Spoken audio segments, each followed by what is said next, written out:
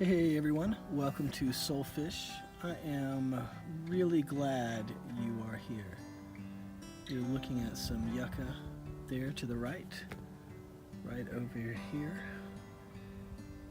And then what you're looking at right here in front of us is a plant called creosol, and when it gets wet it smells really good. People still do I guess, but as a natural thing they would use this as a perfume. It's beautiful today. Sharing this with you.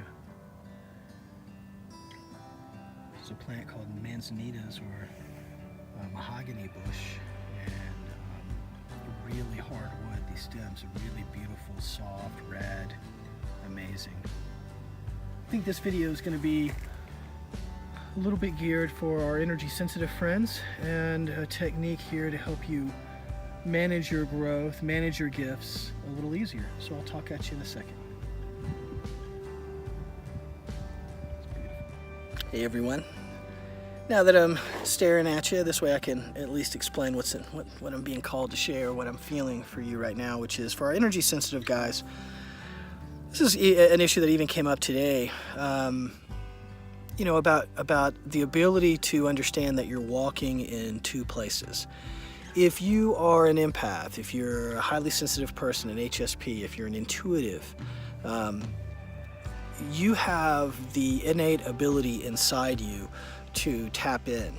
What it means is you don't really fully belong here in this world, and you don't fully belong in the energetic spiritual realm either, right? So you are a bridge. You're a bridge in between. You're not really wanted, fit in by either side. Wanted's the wrong way to say that, but let's just say you don't fit in either side. Your job is to connect the two realms. That's what your gifts are for. A lot of folks stay in their gifts. I'm an empath, I'm an intuitive, whatever, and they don't understand that those gifts were the keys to allow them to a bigger world, to use those gifts for a purpose, to be directed in the use of those gifts.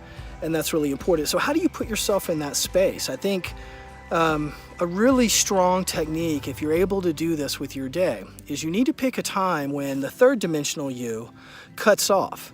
So if you were able to say, if you worked, right, and you're done at 5:30, I'm making this up, and you were at home, and you may say, look, after dinner, that's when I step into the medicine man me, the electric me, the spiritual me, and I want to stay in that space from this time until I go to bed or whatever. That way all your third dimensional issues are handled, any sort of responsibilities are handled, but then you're able to cross over and put yourself, and you really need to treat that time with some respect. Like at 8 o'clock, you really are going to cut off from these things that you do in the third dimensional you, and then you're going to work on these things that you do when you're in the medicine man you, the spiritual you. I want you to consider that. Please understand that when you're feeling stuff that's etheric, energetics, electromagnetic, and then you're trying to measure that against what's happening in the normal course of the day in the third dimensional matter realm, and what your responsibilities and obligations are to perform in that way, in the way this place works, right?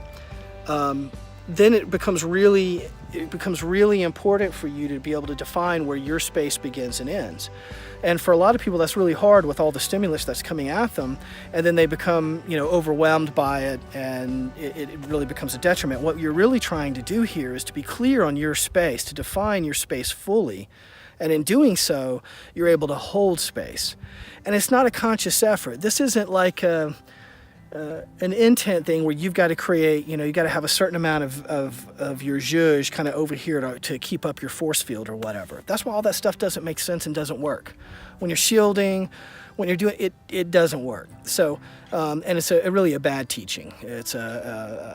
So I'm really hopeful that you're hearing what I'm saying, and that I'm trying to save you some ass pain on multiple years of managing these gifts, which is that you've got to recognize when you have to be in this mode, the third dimensional mode, and then when you're in the medicine man, energetic mode of you. And what you're trying to do is create some compartmentalization there. It's not to say you're not using your gifts during the normal course of your day. It's not to say that you're not living in that space. What I mean is that you're not conducting yourself in a third dimensional way. You've created a kind of a demarcation line where you're saying, hey, You know, I have to operate in this way, have these things going on. But when I hit this mark right here, I don't have to. I can do whatever I want. I can sit and meditate. I can spend time. I can read. You need to create that window of time for you. This is about you creating your personal practice. And so this is all part of it, creating that space for yourself so that you learn to feel what you feel like and not what you feel like mixed in with what everything else around you feels like. So I hope this is helpful. You know, for our non-energy friends, you know, there's a bigger message here for you too, which is you being able to compartmentalize your time so you can be fully present in whatever space you're in. And I guess that's really the theme here, is that you want to be fully present in whatever you're handling. You want to be in that moment. How many times have we heard, oh, when I'm at work, I feel guilty like I should be at home. And when I'm at home, I feel guilty like, oh, I should be at work, right? Well, think about that. Why don't you just be fully present when you're at work? Be fully present when you're at home. What if you could be fully present in the third dimensional you and then be fully present in the spiritual you so that you feel what that is and then start to apply that back towards the matter world? I hope that's helpful. Much love.